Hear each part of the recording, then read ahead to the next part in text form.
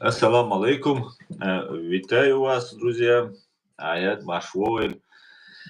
Сегодня 14 сентября 2024 года, 19 часов 6 минут по центральноевропейскому времени, 20 часов 6 минут по городу Джахару. Друзья, я вас всех приветствую. У нас сегодня 68-й стрим на платформе открытого диалога информационно-аналитического центра Президиума правительства Чеченской Республики Ичкерия. И стрим наш вещается в YouTube-канале, в Telegram-канале, вы можете заходить, задавать непосредственно сами вопросы, и в TikTok-канале. Пишите комментарии, задавайте вопросы. С нами снова сопредседатель Президиума правительства Чеченской Республики Ичкерия Аят Идигов, Аят Башвой. Маршал, да. Как обычно, сразу тебе слово, и давайте обсудим сегодняшние вопросы, пока все собираются. В общем, добрый вечер, дорогие друзья. Сегодня у нас очередной стрим, как сказал Аслан. Значит, я здесь думал, о чем же говорить, потому что мы говорим одни и те же проблемы, но о чем же говорить. Вот мне пришло, значит, в голову поговорить вот про награды, которые получает от самозванцев политики Запада и от тех вот так называемых политиков, которые на Западе пытаются действовать от имени чеченского государства. По этому вопросу, насколько это правильно, и почему они это делают. Если есть какая-нибудь, в смысле, загвоздка, которую мы с вами не знаем. Но если говорить о политиках Запада, которые получают, скажем, так называемого самозваного правительства, которое создал, скажем, лондонский сиделец, то здесь надо вернуться к тому, чтобы эти люди понимали, чтобы они знали, что это группа, которая действует еще со времен 94-5 года, еще на нашей территории. Эта группа занимается, собственно говоря, провокацией, работой против нашего государства еще с тех пор. Но стоит нам помнить о том, что когда шла вот война и у нас были переговоры, в то время там, значит, выступали разные деятели, и они принимали решения на переговорах после того, как басаевская команда пошла в Буденновск и вернулась. Россия должна была вести переговоры. То есть Россия ведет переговоры, когда она оказывается в трудном положении, а когда она в выигрышном, она никогда не идет на переговоры. Тогда наши воины заставили Россию, собственно говоря, сесть за стол переговоров. И эти переговоры по-разному интерпретируют разные деятели, особенно российские и их агенты влияния.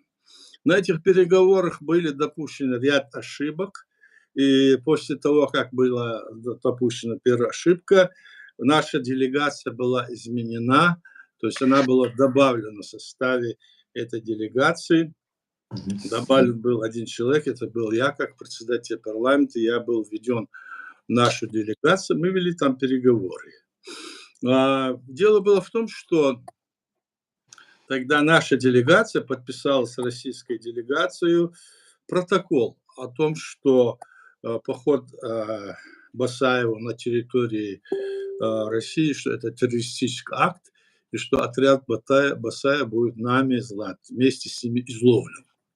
Это как сегодня, когда украинская армия зашла на территорию, значит, Курская область, захватила, и они утверждают, придут, украинцы сядут, скажут, вот украинцы, мол, террористы, а они не террористы. Вот такой ход был сделан. И в этой ситуации участвовали вот эти лондонские деятели, и они после этих вот там переговоров и гибели первого президента заявляли, что мы не призываем, мы не говорим о том, чтобы, скажем, признать наше государство как независимое государство. Понимаете? Это уже с тех пор идет, и мы это все знаем. Еще тогда, к примеру, я за себя говорю, понимал, что это что-то неправильно, и говорил им, говорил, кого я знаю, и в том числе этому человеку: не занимайтесь этим делом. Они с тех пор этим делами занимаются. Затем, после этого было ряд таких вот нарушений, которые грубо попирали нашу Конституцию и нашу государственность и в пользу Кремля. Вот этого достаточно, когда мы говорим, что эти люди, приехав здесь на Запад, активно проводят прокремлевскую политику на Западе и в самой Украине. И почему тогда вот политики, которых мы знаем хорошо, вот я знаком хорошо с литовскими, эстонскими, германскими политиками, которые были в Европарламенте, которые были в Совете Европы, которые были руководителями этих республик и главами этих парламентов, они почему-то поддаются, как и, допустим, американские некоторые политики, которые тоже встречаются с этой командой и ведут какие-то работы, якобы они занимаются проблемой чеченского народа. Ну как может заниматься проблемой чеченского народа, если это все, эта платформа стоит на основе того, что Чеченская республика является частью России? Эти люди принимали эти документы, они принимали это в разные времена, в разные годы, в 2001, 2002, 2003 году, потом в 2004 году, в 2007 году. И эти все документы излагаются. Неужели эти политики, скажем, Европы, эти политики, скажем, Америки, которые бывшие или прошлые, но не сейчас, они практически не действуют, эти люди, они не являются сейчас у власти, но они, значит, имеют авторитет и встречаются с этими нашими так называемыми самозванцами, получают от них награды, которые они сами придумали. Представляете? Они придумали к тому, что вот есть у нас наши награды, они к нему еще дополнительно придумали свои награды, говорят, что это высшая награда, и этими наградами вот почтуют вот разных деятелей. И в той же Украине бывших политических первых лиц и даже действующих некоторых, так? Почему это происходит?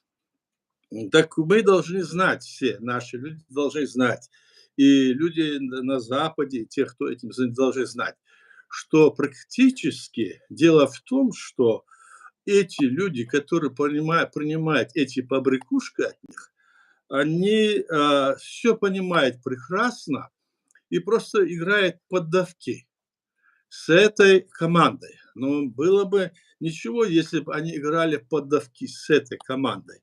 Но в то же время это говорит о том, что более, если дальше мы заглянем, это говорит о том, что а, они не считают нужным бороться за справедливое решение нашего народа под деоккупацией территории нашего государства, просто тем, даже тем, что они общаются с этими людьми, которые сегодня и тогда продолжают работать против нашего государства. Вот такое заключение вот можно здесь сделать. Здесь есть политики разного рода из России пришедшие, разные там корреспонденты, видеомонтажеры, разные деятели с европейских стран, с Италии, там, ну, скажем, с Германии, с Франции. Их достаточно, которые этим занимаются.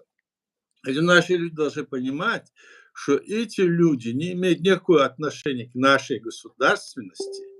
Они вышли, те, кто были из них, к примеру, о том, что я говорю, те, кто были тогда еще в 95-96 годы, еще член нашего правительства, они давно потеряли свои полномочия и фактически работают на стороне Кремля, прикрываясь нашими атрибутами, называя себя членами нашего правительства, кабинета министров, возглавляя и министр разные. Никакие министры из этих людей не являются таковыми, тем больше должность премьер-министра у нас называется и возглавляет его президент. Поэтому здесь я хотел бы предостеречь этих бывших политиков Европы и бывших политиков, которые были в разных странах, будь это СНГ, Советского Союза бывшего, что это будет оценка, этому будет дана именно вот в таком плане.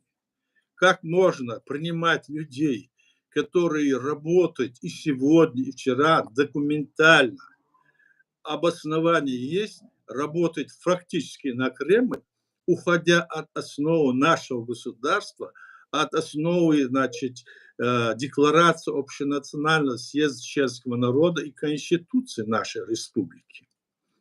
Это один вопрос. И мне жаль, что вот такие вот очень известные даже люди принимают этих людей и с ними вместе закручивают вот эти якобы вопросы, как будто бы они заинтересованы и в будущем будут заниматься нашей проблемой, и что они якобы даже сегодня занимаются.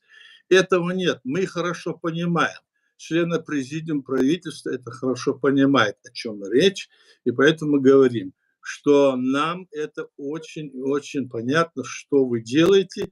Если вы хотите в этом вопросе нам помочь, то для этого есть легитимная власть в лице президиума правительства Чеченской Республики Ичкерия, которая имеет полномочия от нашего народа.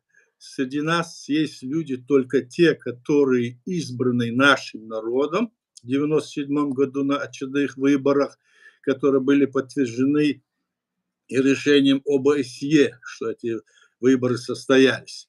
И люди, которые были назначены последним президентом, и люди, которые были избраны органом местного управления, эти люди, их до 4500 человек. Поэтому я считаю, что нужно к этому относиться достаточно серьезно, если вы переживаете за нашу чеченскую проблему.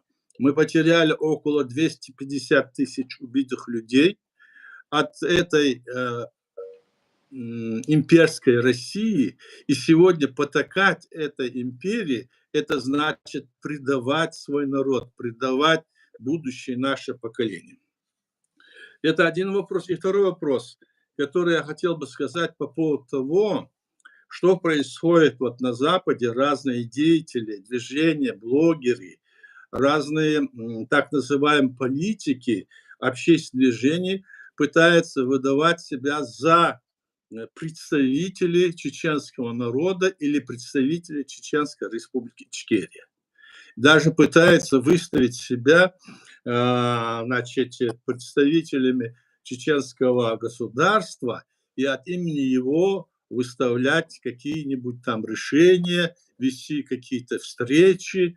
И эти люди, не имея никаких полномочий от нашего государства, не имея полномочий от нашего президиума правительства, легитимного правительства Чеченской Республики Ичкерия, сами себя назначая, собираясь в какое-то там количество людей на Западе, называя себя то тем, разными деятелями, их деятельность тоже является антиконституционной, античеченской. Почему?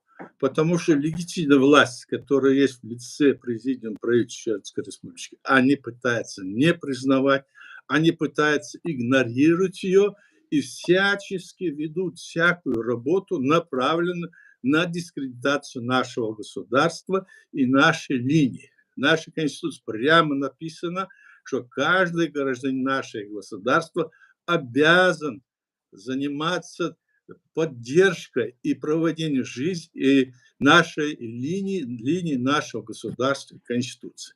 Они это не делают, находясь на Западе.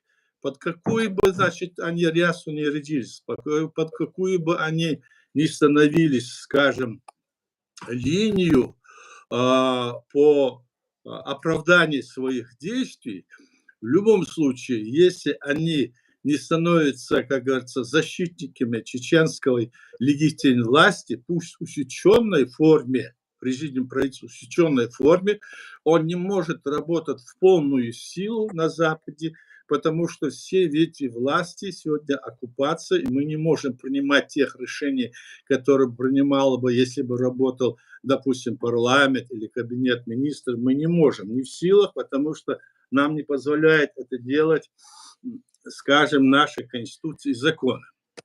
Поэтому мы работаем на основе того, что мы являемся легитимным представителем нашего государства, и на основе того, что принято было до нас Конституции, законы по защите нашего государства, по решению вопроса деоккупации нашей территории, по признанию ее на международной арене и по, значит, восстановлению нашей личной власти на территории нашего государства.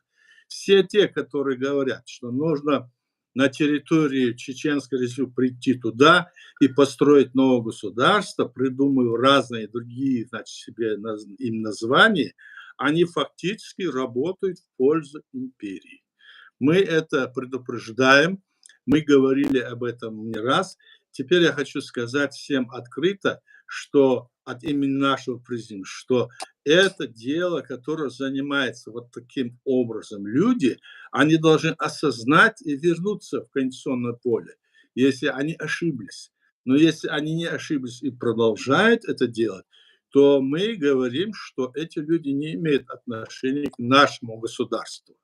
Никакая организация, никакая международная там ассоциация или другое, которое не зарегистрировано в президиуме правительства Чеченской Республики Ичкерия, не имеет никакой основы говорить от нашего государства или говорить от нашей власти и народа. Они могут говорить, эти организации на Западе могут образовываться и говорить в части того, что они занимаются, скажем, проблемами наших беженцев и проблемами, скажем, нашей диаспоры. Это, да, они могут заниматься.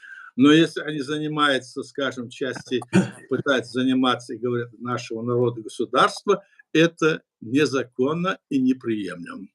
Вот эти два момента я хотел подчеркнуть и сказать тем, кто понимает или не понимает, или которые заигрывают с этими самозванцами, и принимая от них разные награды, которые, во-первых, не наши награды, во-вторых, эти люди не имеют права, никакое право издавать и создавать какие-то там медали, ордена или грамоты. Это самозванцы. Будьте в этом уверены. И мы эти все документы выставляем в наших официальных сайтах. Мы пишем об этом статьи. Пожалуйста, будьте любезны, прочитайте, посмотрите. Если у вас есть какие-то вопросы, мы всегда готовы ответить на ваши вопросы, обосновывая нашу линию в соответствии нашей Конституции и Декларации нашего народа, созданного нашего государства при развале Советского Союза в 1991 году по праву. Ну, этот вопрос, первый вопрос, я его изложил. Пожалуйста, если есть какие-то вопросы, есть какие-нибудь, значит, выступления, пожалуйста, можете здесь задавать, говорить. Спасибо. Спасибо, Аят Башков.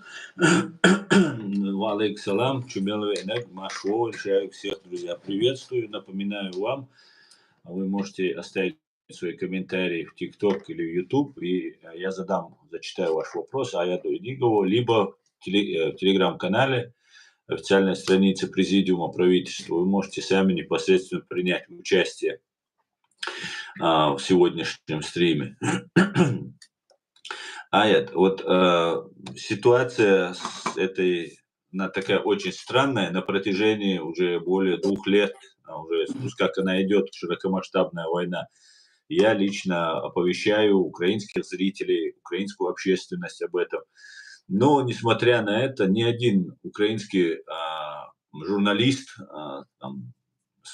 с так называемого фридома этого там и так далее, не задает даже вопроса никому, почему вот есть какой-то человек, есть какие-то люди, есть там еще там другая власть, если это одна власть, то тот журналист, наверное, должен спросить, есть другая власть. Неужели вот этих украинских журналистов, если они на самом деле журналисты, а не пропагандисты, не интересует это? Как так получается, что в Европе сидят открыто люди, говорят, что вы работаете там на Кремль, что вы там занимаетесь симуляцией деятельности? Почему, как ты думаешь, почему не задаются такие вопросы? Ну, Неужели я сказал о общество том, что нет? это или непонимание ситуации, или просто игра, что нашей проблеме им нет никакого дела, просто они для того, чтобы пиариться, еще раз повториться, побывать на каких-то мероприятиях, им все равно получается так. А люди, которые сегодня действуют и во власти, скажем, они должны за это, значит, думать по этой проблеме. Мы же эти все вопросы поднимаем, они не в секрете. Наши друзья, которые есть в Европе, в Украине, везде, все это прекрасно понимают, но это дело продолжается.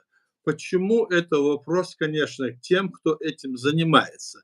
Мы конкретно знаем всех людей, кого они награждают, кто принимает эти награды у них, которые, значит, потворствуют им в этом вопросе. Как говорится, это как говорится, полуход, не полный ход, а полуход в смысле того, чтобы как-то вот помочь или содействовать нашему государству.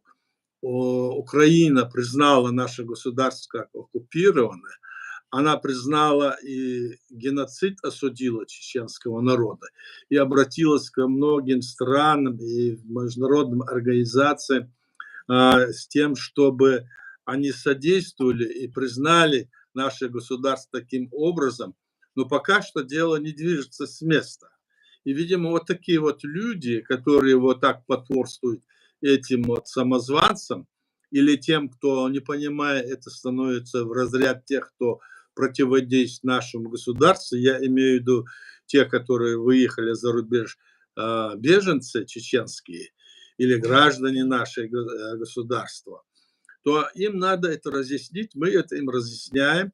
И, видимо, здесь идет дело в том, что они хотят вот как-то вот где-то, ну, может быть, им все равно, что будет у нас, и они этим вопросом не занимаются, они думают, что этим заниматься должна действующая власть. Поэтому они сейчас, уйдя, как говорится, на пенсию или в сторону, ездят и получают все эти награды, все эти разговоры ведут.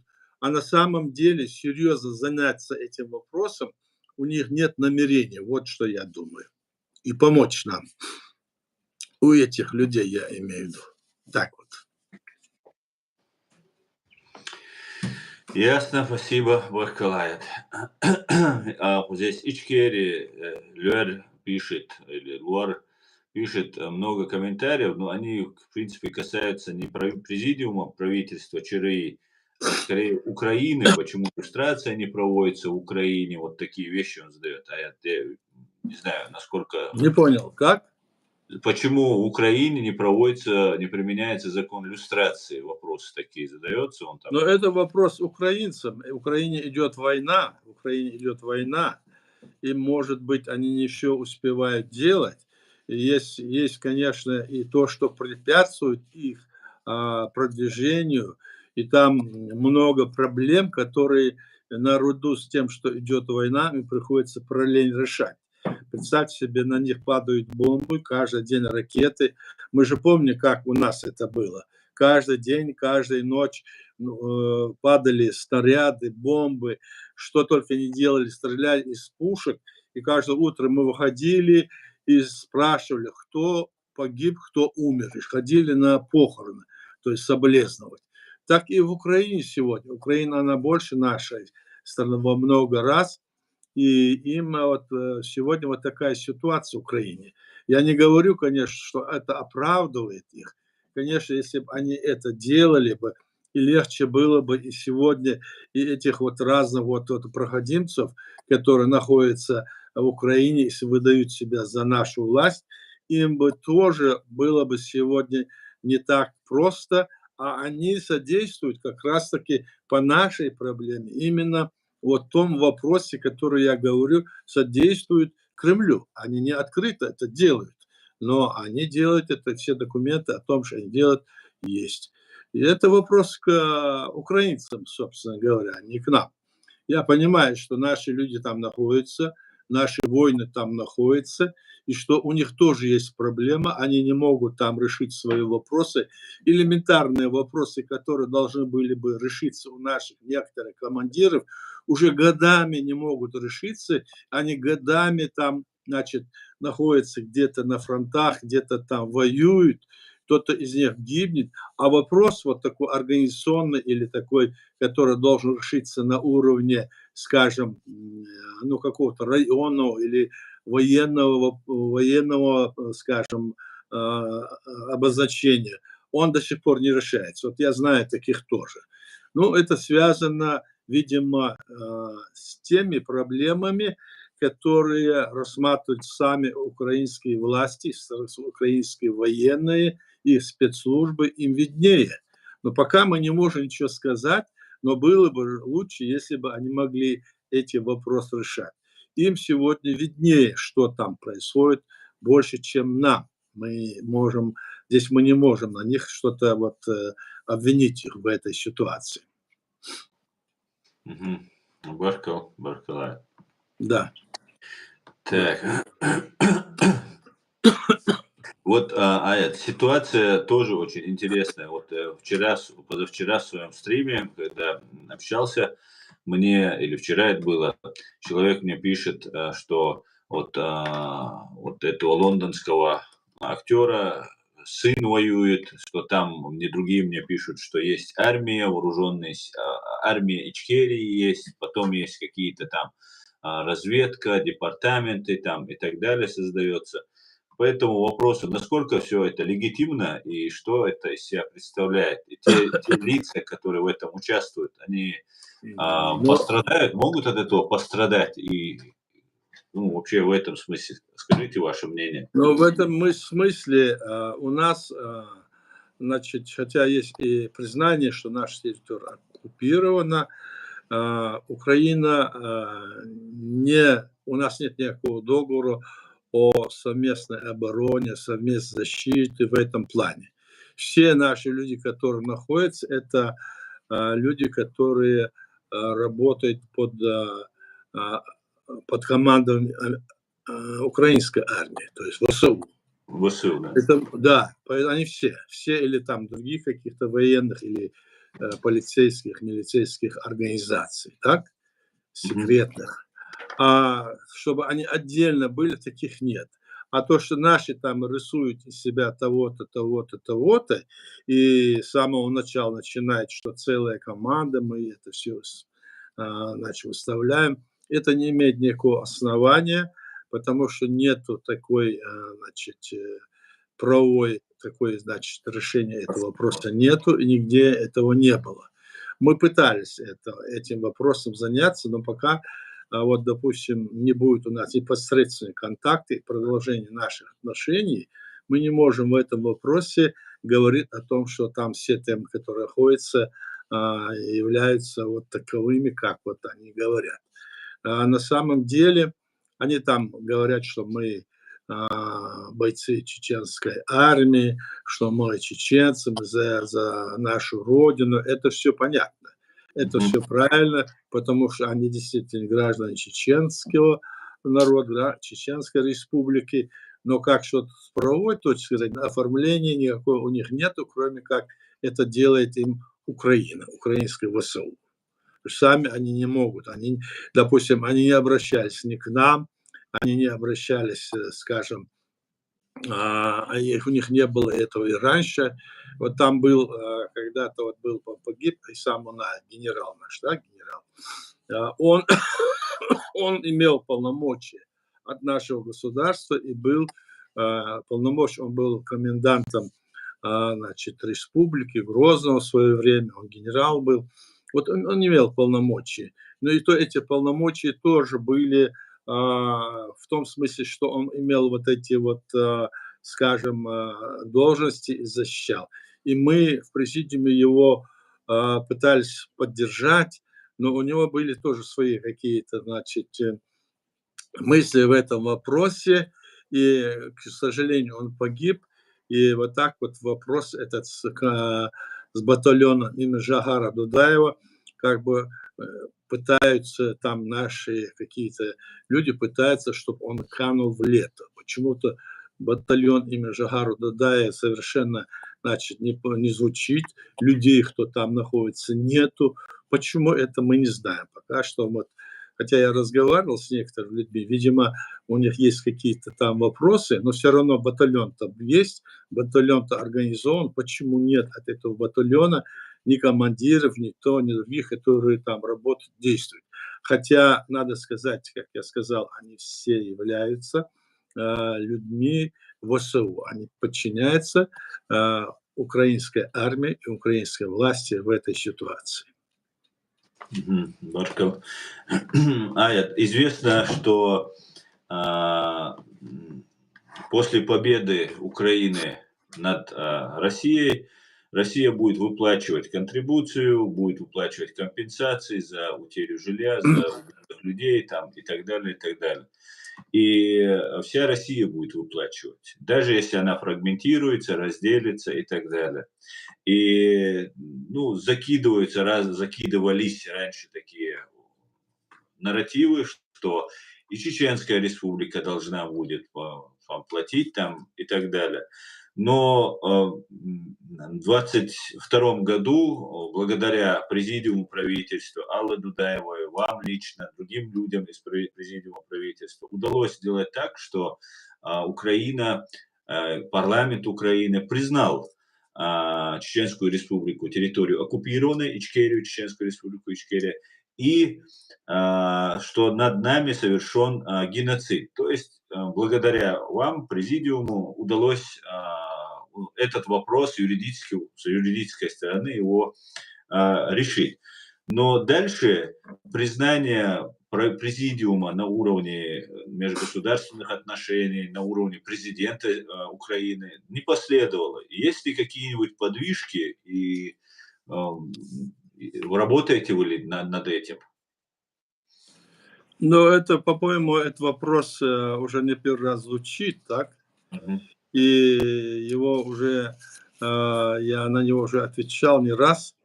Дело в том, что всем известно, что мы создали свое государство и по всем нормам международного права, и наше государство было, значит, создано после развала СССР, и все документы, и все это есть, так? Все есть. И после принятия нами Конституции наше государство признало и Грузия, так? И ряд других вот государств, которые есть вот, в мире, но хотя ну, такие страны, как после этого нас не признавало, кроме Украины вот сейчас. Мы писали эти письма, многие организации, на многих конференциях, которые были в разных странах, в международных крупных конференциях, тоже приняты такие документы. И даже есть вот в прошлом году в Европарламенте принимался там меморандум, до этого такие крупные конференции были. То есть есть основания, где говорится, что наше государство оккупировано незаконно, и это знает весь мир. И если мы должны, как наше государство, кому-то что-то выплачивать, это к нам не относится. Наше государство не имеет к этому никакого отношения. Мы оккупированная страна, и когда нас оккупировали, мы боролись против этой империи, эти все, скажем, бывшие республики, остальной мир, наоборот, помогал этой России, даже вот демократы во главе с Клинтоном, президент, давали деньги для того, чтобы решить вопрос, то есть малой крови, то есть решить вопрос. Вот этот вопрос, по-моему, снимается, о нем и не надо говорить. Не надо говорить о приватизации или других вопросах. Мы оккупированная страна. Если мы оккупированы, разве если оккупирована сегодня Грузия или часть, скажем, вот восточной территории, Крым, Украины, разве эти территории должны платить эту контрибуцию. Нет, не должны. И также и мы. Мы об этом говорим, поэтому здесь вопрос даже не может стоять. Мы даже написали письмо, я как-то говорил, здесь мы специально статью написали со всеми разъяснениями в G20, когда президент Зеленский обратился к G20 с предложением рассмотреть вопрос о уголовной ответственности России за войну и убийство украинского народа. Так вот, мы написали тогда свое письмо, в котором вот изложили вот эту ситуацию, и организация, в которой я часто нахожусь, это «Солидарность». Есть такая организация, там разные люди, разные народы из разных, ну, скажем, Советского Союза, Европы, и там они тоже подтвердили это. То есть мы приняли такие решения, в этом отношении идет работа. Мы ведем работу и дальше, и сейчас об этом говорим, мы должны эти вопросы и дальше сейчас продвигать, но наша деятельность мешает эти самозванцы, собственно говоря, не самозванцы, а мешает этот Кремль и их пособники. Все те, которые хотят сбить нашу линию нашего народа, сбить наши конституции, сказать, что у нас нет государства, все те люди, они тем самым препятствуют признанию нашего государства и далее. Все те, которые сегодня, допустим, так или иначе поддерживают, утверждая, что мы, мол, не против них, но мы такую линию придерживаемся, или говорят, вот мы, скажем, мы там религиозную хотим восстановить нашу там или создать, а другие говорят, мы, говорят, хотим там восстановить в прошлом, скажем, Кавказский Эмират или другие там. Все эти люди так или иначе потворствуют своими действиями именно Кремлю. Хотят они этого или нет. Потому что их действия как раз-таки противоречат тому, что должно быть у нас, решаться строго в рамках нашей Конституции и Декларации. А они разными вот этими уловками уходят от этого, зная, не зная, этого делают. Поэтому здесь нет никакого сомнения в этом вопросе, который я говорю. Мы не можем, мы наоборот, мы выставили и выставляем, чтобы нашу страну, то, что мы потеряли, нам вернули. Это вопрос однозначный. Все? Благодарю, Баркал Аят. Ливан Кочерява спрашивает. Салам, Ливан Камаджоба, Генецуале. Уважаемый Аят, родные, салам всем. Вопрос уважаемому Аяду. Почему эти страны, Украина, Азербайджан, Балтийские государства, которых мы поддерживаем, не признают независимость государственности Чеченской Республики Ичкерия? Вот в том-то и вопрос, что я говорил в самом начале, что в начале, когда мы обращались к балтийским странам, их руководством о признании нашего государства, они так или иначе от этого все вопрос уходили и часто говорили, если вас признает Америка, мы вас признаем. Понимаете? Вот как ставился вопрос. Этот вопрос даже ставился не только нам, и другим республикам, которые хотели иметь свою государственность. То есть они в то же время больше беспокоятся о себе, а о нас они не думают. Вот их власть действующая не думает. Поэтому мы должны как раз таки думать о своей проблеме, а не заниматься пророссийскими делами. Сегодня мы живем в современном мире, в котором действует современное международное право. Плохое, оно хорошее, другого нету. Поэтому, уходя от него, говорят, что это, мол, плохое, что оно нам не нужно. И люди, которые говорят, это мы не нужно, туда можно подумать, они тут же создадут свое международное право, которое будут во всем мире признавать и действовать. Или они способны бороться против всего этого мирового порядка сегодня. Нет, они не могут. Просто они, не понимая, эти вещи говорят. И много у нас людей, которые вот такие вот вещи высказывает на основе того, что якобы они только все понимают, а другие не понимают. Поэтому я думаю, вот в этом причина главная. Поэтому э, думаю, что и вот эти проблемы стоят, и они не признают и нашу республику, не признавали тогда. Вот Грузия нас признала, я говорю. Ни Азербайджан, ни Армения, ну, скажем, тогда ни Казахстан, ни другие республики даже и рассматривать не хотели. Они сидели тихо тогда, наша хата с краю. А вот сегодня, видите, она была когда тогда наша хата с краю у них, они думали, что это пройдет, а оно, видите, после этого, стольких лет, она сегодня идет и к ним. Они это видят, не только они, и другие страны мира. Если вот позволит вот так вот империи встать на ноги, она начинает вот так себя бурлить и вот так вот действовать. Вот в этом и причина вся. Я так думаю. Они же независимые государства. А какой смысл такой независимости, вопрошает Ливан? Но они независимые государства, но сегодня Грузия же независимое государство. Вот в Да. Грузии сегодня, признав наше государство, они же не устанавливают с нами никакие отношения, наоборот, значит, они против нас, действующая власть, так, и они ничего не говорят об этом, действующую власть я имею в виду. А то, что было тогда, ее уже сегодня нет, их свергли, как бы, значит, но она была легитимная власть. Вот об этом и речь.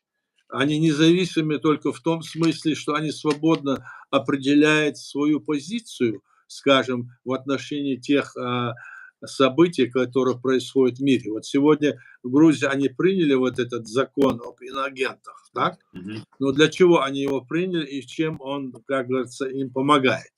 Ну, может быть, какие-то там у них были свои доводы, может быть, они боялись того или иного влияния, но в то же время сами они должны понимать, что бы там они ни делали, они же вот самостоятельно приняли это решение, это да. А другие-то вопросы, они самостоятельно в отношении нашего народа, они не применяют и не принимают. Они не могут и опасаются, допустим, этот вопрос принять и признать, потому что они Россию опасаются. Тогда она им перекроет весь кислород, перекроет полеты самолетов или перекроет продажи их боржоми. Что угодно они сделают России. Мы же знаем, они даже Турция и Конечно. другие страны это делают. Вот Теракты такая будет делать. идет политика, да. Вот поэтому, да, поэтому мы должны сами, вот здесь даже сейчас, когда мы вот эти все вещи говорим, нам вот говорят люди, вот вы должны сами там все решить. Мы сами все решили. И нам указывают они, что вот вы там решите все, и все сами, мы не хотим в ваши вопросы вмешиваться. Если вы не хотите вмешиваться в наши вопросы, то не поддерживайте самозванцев, которые не имеют никакого отношения к нашей государственности. Не общайтесь с ними, не ведите с ними разные разговоры и толкования, не ведите. Вот тогда это вы не будете наши вопросы вмешиваться. Дайте нам этот вопрос. Если не будете их поддерживать, нам проще будет. А получается, что и здесь на Западе, в разных странах, и, скажем, и в той же Украине, и в той же Грузии, ну и в других странах, в России, само собой, они этих людей просто за руку водят, так или иначе, называя их там какие-то бывшие, какие-то есть, на самом деле понимая, кто они есть, все обоснование, кто они и что они не имеют никакого отношения, мы выставили, это все документы есть, они на это не хотят смотреть и тем самым вмешиваются в нашу внутреннюю политику, вмешиваются на вопрос о признании нашего государства. Вот эти люди, как раз-таки, о которых я говорил в первом вопросе, именно этим и занимаются, так или иначе. Да, совершенно верно. Совершенно верно. А если начать выступать в разрез интересов или желаний России, то можно получить 7 октября, как Ну да, да. получил Израиль у себя. Вот сейчас недавно, ну, уже сообщили, то намек дают, там, глазом подмигнут, да, там, одобрительно кивнут головой по поводу нанесения ударов дальнобойными ракетами по Москве, там, до глуби России, мощными ракетами, английскими Американцы сказали, что пока у них политика не изменилась, вроде бы британцы сказали, что их ракетами бить можно и так далее. И Путин заявил, что это является новый этап войны, новая красная линия. Находит он все равно эти красные линии. Что вы думаете по этому поводу? Чем это грозит? Эскалация и ядерная война? Ну, здесь много об этом говорится, о ядерной войне, о том, что они ударят, не ударят. Ясно, что поход и захват территории Курской области поставил России условия, которые с которым она хотела выйти на переговорный процесс. Мгм. Она хотела остановить, мол, войну на тех, значит, позициях, которые а, были на тот момент, и, мол, мы согласны.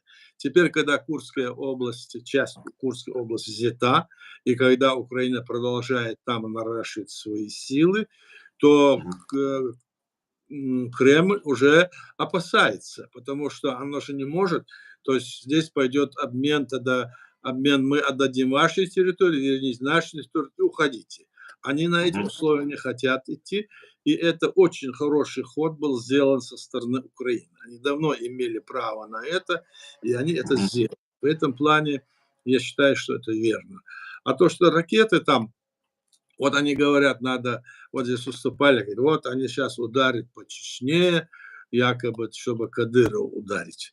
Но если они ударят по Чечне, то это как раз будет способствовать тому, чтобы чеченский народ, который сегодня находится вот в этой оккупационной ситуации, чтобы пропаганда России, она бы как бы больше усилилась. Мне кажется, на национальной республике, на территории национальных республик, а тем более на оккупированной территории нельзя бить. Можно бить, конечно, по военным объектам конкретно, но чтобы против, вот, допустим, это было направлено чеченского народа, это нельзя. Если это будет сделано, то тогда это как раз будет в пользу Кремля, который только и ждет. И сказать, вот смотрите, украинцы ваши враги. Но нет, наши украинцы наши, не наши враги, и они пытаются это сделать, чтобы вот так вот ситуацию обозначить. И даже в другие вот автономные там республики, которые являются действительно частью Российской Федерации России, не следует бить по жилым, тем более, что попало.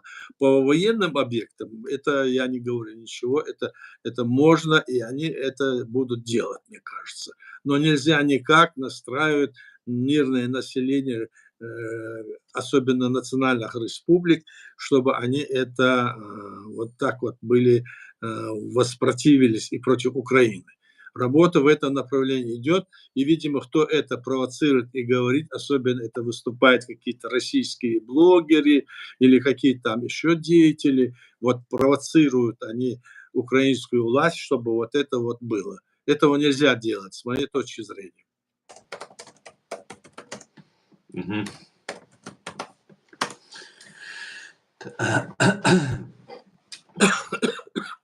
Так,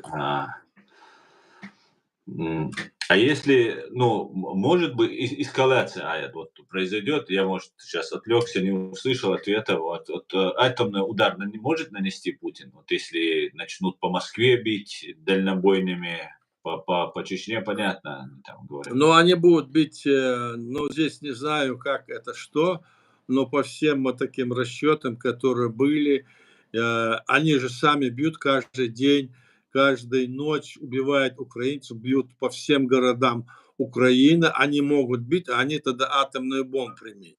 Их Америка и Запад предупредили, если только они это сделают, мы с вами знаем, давно это было сказано Байденом, другими, что они получат адекватный ответ. И тогда не усидеть на месте всей этой власти, их верхушки. Они это понимают, я так думаю. И на это они не решатся. Не решатся, во-первых. А во-вторых, если они это сделают, они сами себе приговор подписывают. Себе, всем своим семьям, всем своим окружением. Эта власть, она сразу рухнет тогда. Вот я так полагаю это. Мгм. Да, ну ладно, будем надеяться. что чем быстрее произойдет. Так, Татьяна, Гламур, все, кто вошел, алейкум салам, всех я вас приветствую, друзья. Я не могу вам отвечать сразу же, но я читаю ваши комментарии, и я вас тоже всех приветствую. Ну, Эд задает такой же вопрос приблизительно, который был только что задан Ливаном. Аят, как вы думаете, Аят, почему Эстония, Латвия, Литва не принимают законы, как Украина по отношению к Ичкерии? Эстония, особенно Дудаев, по факту спас и сохранил тысячи жизней эстонцев. Неужели забыли? Мы понимаем, да, говори. Все, я Да. закончил. Это понятно, почему они не принимают. Причины здесь очень такие, знаете, шкурные сейчас, потому что они опасаются, что на них нападут. Они не хотят, как говорится, наши предки, старики говорили, не дразни собаку, палка лаять будет. Они не хотят вот сейчас. Если бы они это сделали раньше, когда мы к ним обращались с этим вопросом, надо сказать, что парламент Эстонии еще в 93-м или 90, ну, каком-то таком году, 4-м году принял специальное решение, обязал при первой необходимости признать Чеченскую республику Ичкерия. У них там было принято такое решение. У них есть это решение, у нас есть. Мы обращались, конечно, и к другим республикам, и в Польше обращались, и другие вопросы. Мы сейчас над этим работаем. Мы не прекращаем работать. Вот эти все вот вопросы, они не решаются одномоментно, их надо продвигать, протаскивать. Я вам говорю сейчас о том, что происходит. Нам просто мешает. Если бы, допустим, нас признала Америка, к примеру, вот так осудила бы, то это для нас было бы, конечно, большое дело.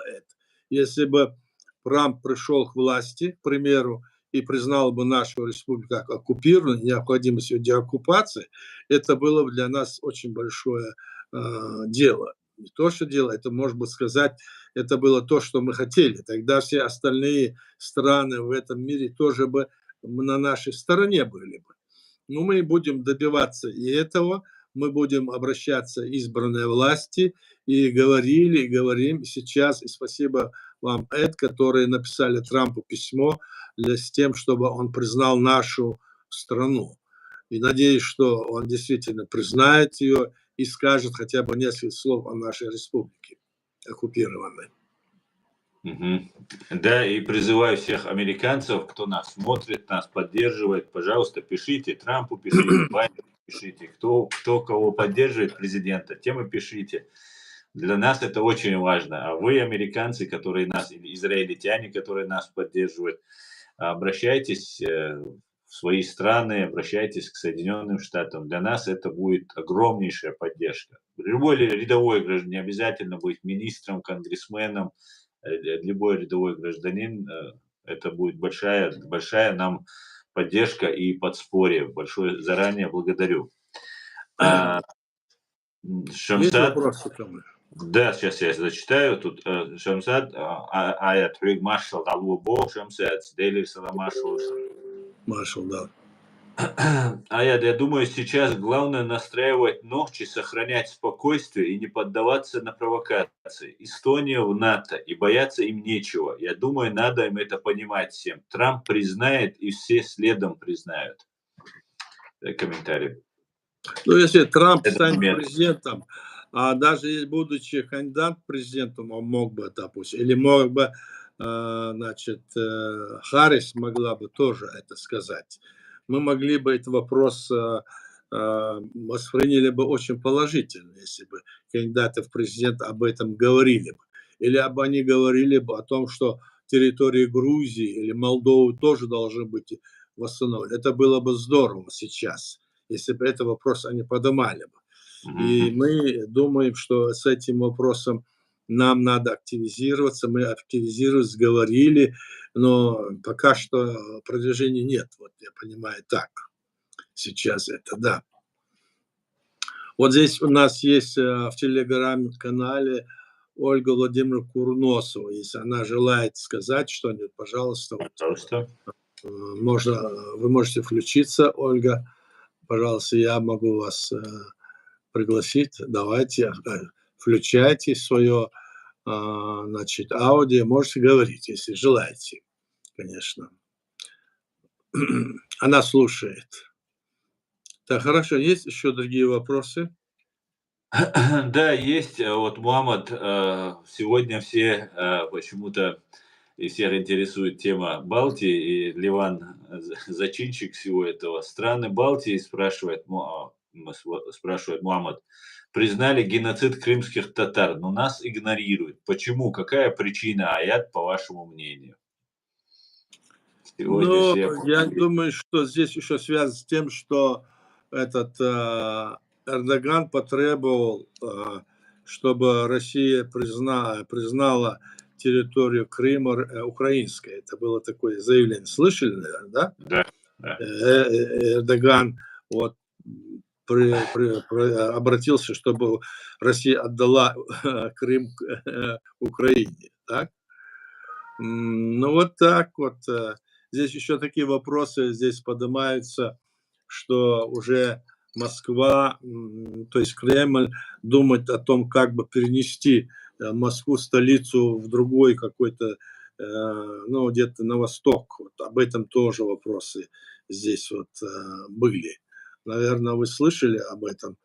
Ну, значит, они задумаются о том, чтобы перенести подальше свою столицу, чтобы там им не попало. А то, что население попадет, это их меньше всего волнует, сами о себе думают. Ведь я здесь записывал кое-что, поэтому я говорю, так, ну что там еще? Ну, в общем, здесь вопросы такие уже другого характера. Но если бы вот сказать, что вот говорить о том, что сейчас происходит, о том, что дает ли возможность, скажем, Запад, Америка и Великобритания разрешение на удары по территории России, то это вопрос такой дискуссионный, он еще не решен, но хотя там в каких-то там пределах им разрешено, мы с вами говорили, а так здесь нет никаких пока ответов. И вопрос в том, что вот когда они поднимают и говорят, что вот мы хотим развалить Россию, так?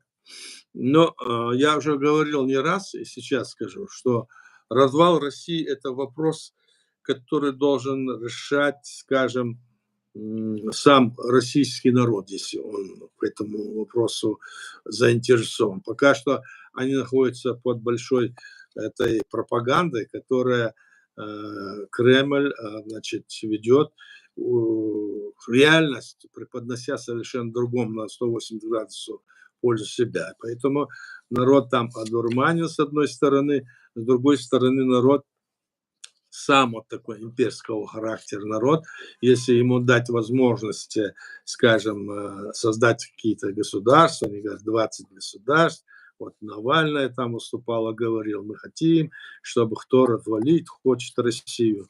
Да никто не хочет развалить Россию, мы хотим избавиться от империи, которая хочет убивать свой народ, которого так бросает, как пушечное мясо, и убивать соседний народ, чтобы сидеть все время во власти. Такая система власти вредна и самой России, и вредна и соседним народам. А наша республика, которая создала свое государство в рамках современного международного права, и наша республика, которая оккупирована незаконно после вот 5 агрессий, совершенных Россией, и при помощи, скажем, других стран Запада, тоже в том числе, сегодня они образумились, все это понимают, это все, что нам приятно. Хотя мы раньше говорили им, что не может быть в такой системе, имперской системе, не может быть никакой демократии. Какая демократия, о чем там речь могла идти? Но сегодня мы это видим. И сейчас вопрос стоит о том, что если бы у России не было, к примеру, атомного оружия, как мы говорим, 10 тысяч боеголовок, да, то давно бы ее как-то там они переформатировали, что-то сделали. Путин бы там не сидел. А так как у них это оружие есть, и они и до этого оружия допустили, и притом взяв его у Украины, взяв его у Казахстана и других республик, скажем, Советского Союза, они сегодня укрепили Россию, они все ее боятся именно из-за этого, а не из-за того, что там Путин там посылает какие-то шахеды или какие-то свои вот эти войска пушечные. Нет, не поэтому. Необходимо, чтобы народ, который есть в России, чтобы он образумился. Если он не образумится, то как сейчас это решить вопрос? Дать этим, скажем, западным либеральным деятелям, которые на Западе, чтобы они взяли и там, значит, пришли туда власти, они такие же, они те же самые. Посмотрите, Ходорковский или другой там, Каспаров, третий, четвертый, назови их, все они хотят прийти туда к власти. О признании, первый вопрос всегда, о признании незаконно захваченной территории Чеченской Республики Ичкерия, они рассматривают всегда, де-факто рассматривают как вопрос, который не может быть решен, потому что эта территория является частью России. По какому праву, допустим, Ходорковский такие вещи говорит? Кто ему дал это право? Комсомольский комитет, в котором он служил, или то, что он там награбил все эти деньги в свое время, откуда он взял все это? Из-за ума большого они стали такие. Они сделали вот эти все, значит, все, что там было в России, там, знаете, налепили эти разные чеки, по которым взяли, значит, и раздали по 10 тысяч рублей, а потом все это скупили и стали миллиардерами, миллионерами. Это не то, они были во власти, захватили все, а народ остался как бы ни с чем в России. Россия, народ, мы знаем, что там происходит. Поэтому эти вещи не должны, мы не должны рассматривать их, как будто бы они здесь на Западе умничают. Не надо умничать. Не надо умничать тем, кто сегодня им потакает, скажем, я говорю, из нашей вот компании, которая себя выдает за власть. Никакой власти нет. Здесь на Западе и вообще кругом нет, который себя называет властью, нету никакой. Есть только легитимная власть, усеченная в форме в виде президиума правительства Ичкерии, который имеет полномочия от нашего государства, имеет документы по этому вопросу. А все остальные, которые вот это все крутят, вертят, они хотят прийти туда и захватить там власть, и стать впереди, и называть снова Путин-2, грубо говоря. Мы вам позволим, мы хотим. Откуда мы знаем, что он позволит или нет? Примеры возьмите, вот Пономарев, там, он чем они занимаются? Они поддерживают, он говорит, что вот Закаев только является единственным, ну, легитимным, он только. С какой стати он взял, что он только является? Он такой же, как и этот Пономарев, который самозванец тоже. Какую он там создал свою эту партию или думу, которая была в 10 раз незаконно была даже создана, это Российская Федерация России. Вот о чем речь. А он теперь говорит, я легитимный. Какой легитимный? Такой же легитимный, как и Закаев, который самозванцем назвал себя. Что это такое? Разве это можно допускать? Разве можно этим людям верить? Или он хотел там взять, там пойти, да, отдайте нам, мол, эту Курскую область, это будет Россия, с которой мы пойдем. Украинцы, конечно, не дали им ничего. Он это предлагал, вы, наверное, знаете, так? Вот эти вещи известны, поэтому мы должны в этих вещах разбираться. Люди, которые хотят добить чего, они должны правильное направление движения обозначать, а не то, чтобы обманывать людей, тех, которые в этом не посвящены.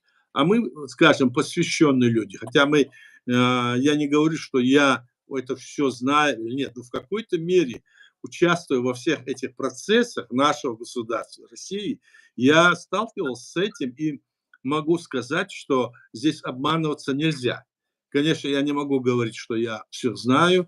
Есть люди, которые получше меня знают все это, и среди наших людей, но которые не решаются до сих пор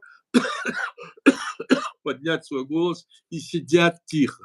Но когда они завтра поднимутся, нам будет ясно, что это такое и куда они тоже вот наметили свои движения. Мы знаем людей, которые воевали, защищая нашу страну. Мы знаем, почему они здесь находятся. Они опасаются за свои семьи, за себя.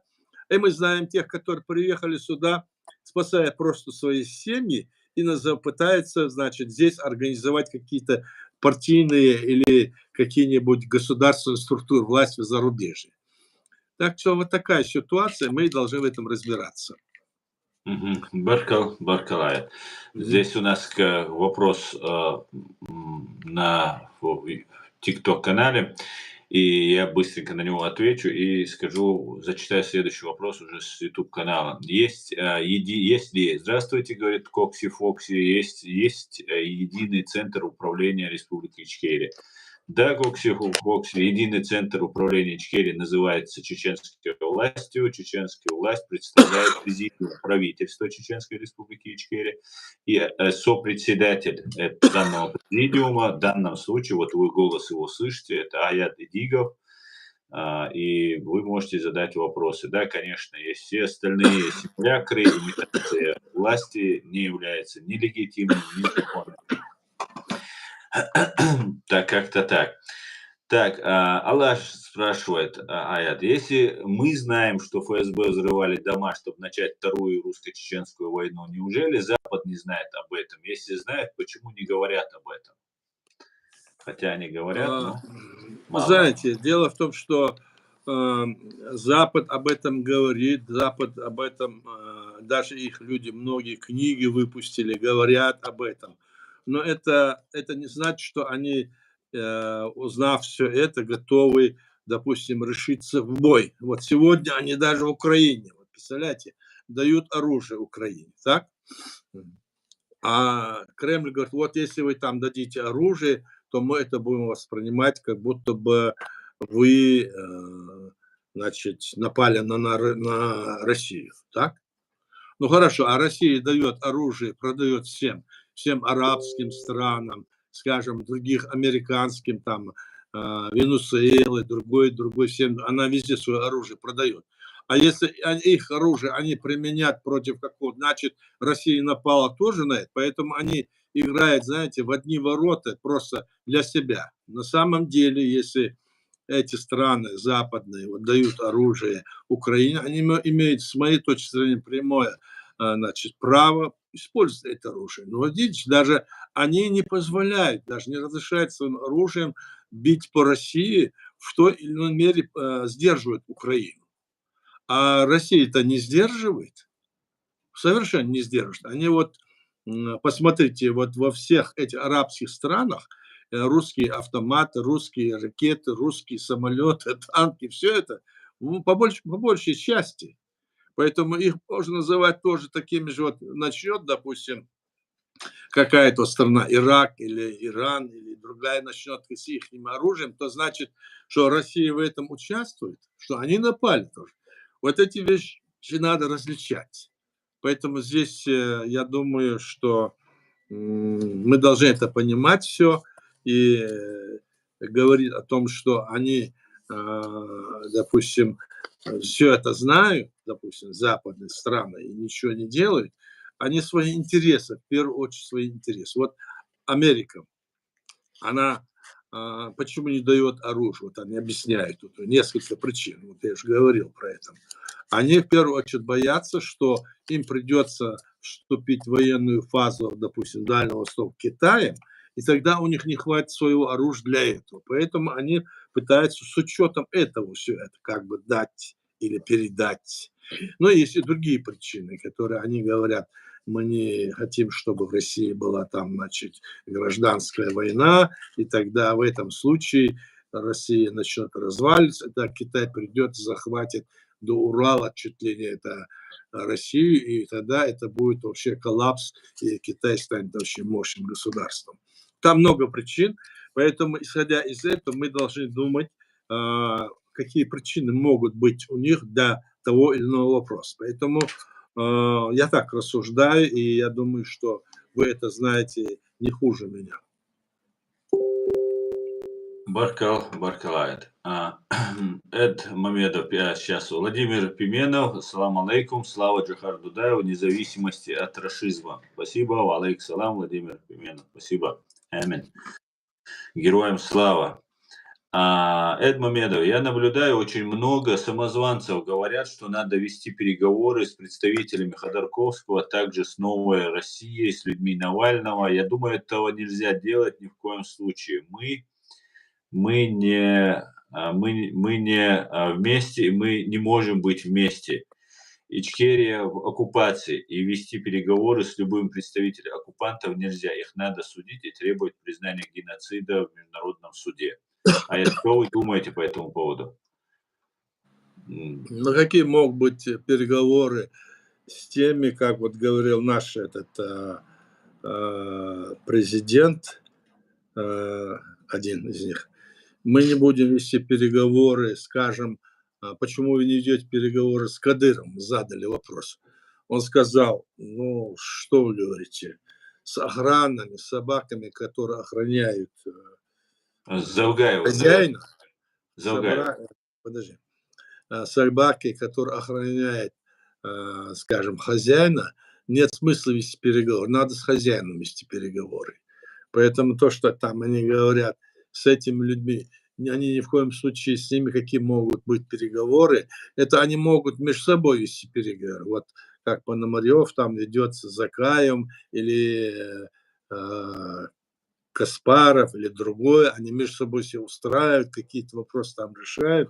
На самом деле они ничего не могут решить, они только политические вот эти лозунги делать. На самом деле у них нет никакой, скажем, основы, ни правовой, для того, чтобы этим вопросом заниматься. И к тому же они просто потакают сегодня, скажем, в каких-то там вопросах, скажем, западную политическую вот эту направленную линию, они ей потакают, а на самом деле Запад-то знает, что они такие же, как и то, что там во власти сидят.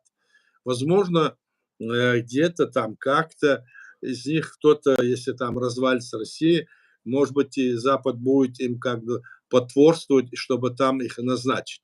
Но я думаю, что Запад будет решать вопросы не теми людьми, которые находятся на Западе, а теми, тот, кто появится там, в России, именно там, который будет авторитетен, вот там, если в России будет где-то переформатироваться.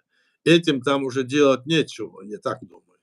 Они могли бы своим поведением, своим решением говорить о тех проблемах, которые создала Россия для нашей республики, для Грузии, скажем, для других вот республик, которые есть оккупированы. Украина, это Молдова, ну, естественно, и Белоруссия, которую они практически захватили. Вот об этом они могли бы говорить, но в то же время они об этом не говорят и занимаются там, говорят, вот мы должны, не надо. Ну, вот то, что мы с вами слышали. Баркал, Кокси Фокси, есть ли номер контакта, как можно связаться с президиумом, говорит Аят. Ну, есть страница в Facebook, есть несколько каналов, YouTube каналов, есть e-mail, есть огромное количество возможностей связаться при желании. Вообще не проблема. Аят доступен и в любое время. Мы стримы 2 раза в неделю проводим. Стримы, то есть прямые эфиры, где вы можете и контакты получить, и непосредственно задать вас интересующийся вопрос или поднять на любую тему, которую вы хотите обсудить. Так, Ян Маназон, наш белорусский еврейский друг, говорит: шалом, Аят Аслан, все будет Ичкерия, да здравствует законное правительство Ичкерии. Шалом, Ян, спасибо большое за поддержку. Так, куда делись мои вопросы? Так, сейчас я тут, по-моему, перемотал. Так, все-таки я думаю, что Запад вынужден будет признать государственность Ичкерии. Есть на это две причины. Первая причина. Есть прецедент. Грузия уже признала на правовой основе Чеченскую республику Ичкерия. И вторая причина. Если это не произойдет, тогда Россия останется на Кавказе, и здесь будет всегда дестабилизация. Согласны ли вы, Аят, с этим утверждением? Да, конечно, мы согласны с этим, согласны с тем, что все народы имеют право на самоопределение, согласно с тем, что еще в 1991 году эта власть Ельцина незаконно втянула эти республики, которые стали государствами, она их втянула под себя, подписав так называемый федеративный договор. Втянула она это тем, что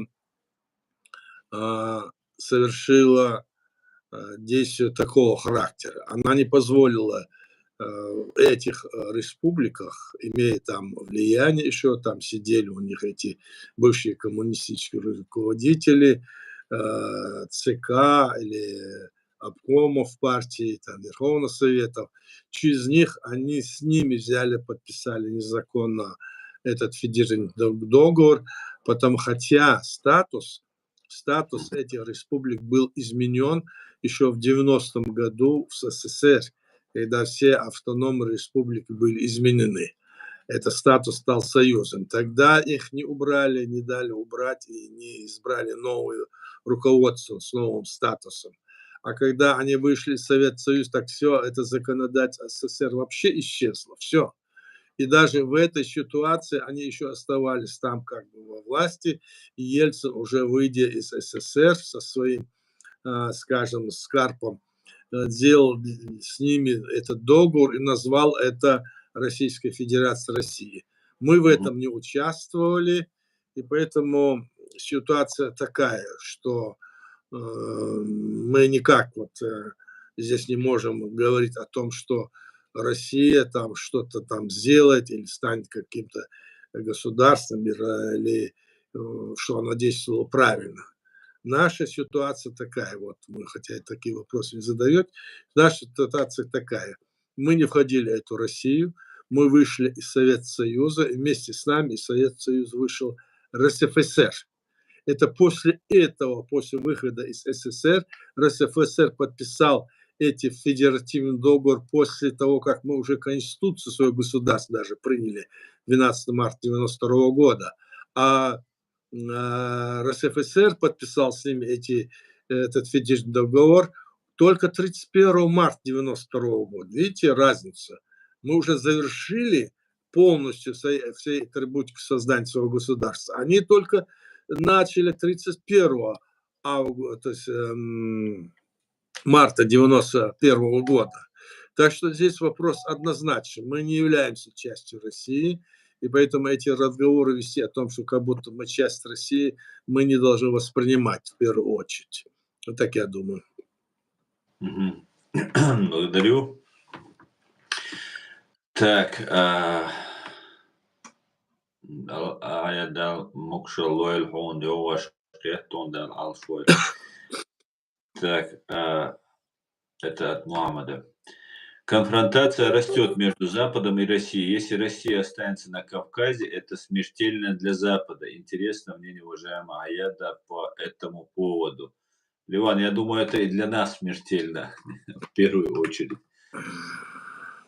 Аяд, это Там смертельно? сложно его... Да. Для Запада это смертельно? Если останется на Кавказе Россия, для Запада это смертельно? Ну, я не думаю, что для Запада это смертельно. Это, значит, в первую очередь, эта проблема будет, в общем, повиснет в воздухе. В первую очередь, Запад заинтересован в том, чтобы там была стабильность. И в первую очередь заинтересован, чтобы, значит, эти системы, диктаторские системы, которые есть в окружении этого Кавказа и даже на Кавказе, чтобы они там процветали. Вот против этого, и тогда влияние этих систем, диктаторских систем будет на Кавказе сильнее. Поэтому, конечно, Запад заинтересован, по моему мнению, чтобы там была стабильность и чтобы там ситуация была такой, чтобы диктаторские режимы там не были установлены, а были демократические принципы. Демократические принципы, когда мы говорим, все время мы подразумеваем, что мол, здесь говорят, вот демократия, она такая плохая и все такое. Мы ему не будем говорить, плохая она или хорошая, но она, по крайней мере, главный вопрос решает. Свободу личности, свободу, значит, информации, получения, передачи и свободу от политического преследования. Представляете, от политического преследования. По политическим мотивам тебя не будут преследовать. Когда во всех диктаторах, режимах за какое-то твое мнение тебя будут бросать в тюрьмы или расстреливать и убивать. А в демократических странах этого нету. Это мы должны четко и ясно понимать. И притом здесь они еще полагают, что каждому человеку надо дать, значит, жилье над головой и минимальную там социальную помощь, и это должно быть тут и сейчас. Вот эти принципы. Наряду с этим есть и те принципы, которые, может быть, мы не воспринимаем, которые не традиционно для нас. Но вопрос, вот эти главные принципы, для нас они приемлемы, и поэтому я считаю, что только вот таким путем, которым мы жили все время, наши предки жили вот в таких вот условиях, как было сказано, так, и мы должны это поддержать, а не принимая в критику в адрес каких-нибудь там других, скажем, дел, которые традиционно, может быть, для других народов и Запада, это традиционные какие-то, ну, как скажем, адаты у них или ну, такие порядки у них. Это не значит, что так. Мы должны двигаться в направлении этого. Это в будущем пока что это будет. Это мы и говорим за демократическую систему власти. Наш народ проголосовал, избрал, заявил, и мы должны эту работу проводить до конца, а не впадать снова в эту диктаторскую систему власти. Разве мы хотим, чтобы кто-то сел там, веками сидел над нами, десятилетиями, сотнями, а потом их дети, а потом дети их детей, и над нами издевались, и бывали нас, и мучили. Чеченский народ этого не хочет, я убежден, потому что он его, как говорится, в этом случае он становится рабом, и это не воспринимает наш народ. Вот это мы должны понимать. Баркал. Шамсад спрашивает: Аят, можно будет когда-нибудь чеченцам предъявить этим горе-политикам за их преступную политику, которую они вели в отношении Ичкерии, и целесообразно ли это? Имеется в виду, видимо, западные политики. Ну, насчет западной я не скажу. Западные, они действовали не по нашим, скажем, лекалам, не по нашим, а вот те, которые были наши граждане, и которые бежали, мешали, и были пособниками империи, которая нас, народ, убивала, с них, если они появятся на нашей территории, они будут, конечно, подвержены расследованию и судимы, я так думаю, да? А сейчас говорит о том, что именно мы там жаждем крови, это не первый вопрос. Вопрос сейчас о восстановлении нашей территории, возвращении и восстановлении легитимной власти. А там дальше власть, которая будет там, она будет сама рассуждать, думать, что, как и делать. Главное, чтобы они двигались в правильном направлении для сохранения нашего народа, для развития его научно-техническом и культурном отношении наряду с другими народами мира и Кавказа в том числе, конечно. Благодарю. Эд Мамедов спрашивает: Аят, объясните, пожалуйста, почему люди Закаева пытаются внушить людям, что надо вести переговоры с оккупантами, и так называемые журналисты Курочкины им помогают и утверждают, что они граждане Ичкерии. Ну, они такие же граждане Ичкерии, как я, например, гражданин, скажем, какой-нибудь африканской страны. Никакие они не граждане Ичкерии, и все ордена, которые эта команда раздает, и которые они здесь рекламируют, это до смешного доходит, это пропаганда, которую они ведут. Пропаганда, отличающая от действительности, и их разговоры о том, что вот они легитимны, все, они сразу сходят, сбегают с дорожки в сторону, не могут ничего обоснованного говорить, приглашают разных там, значит, людей с разных стран, специалистов, которые книги понаписали.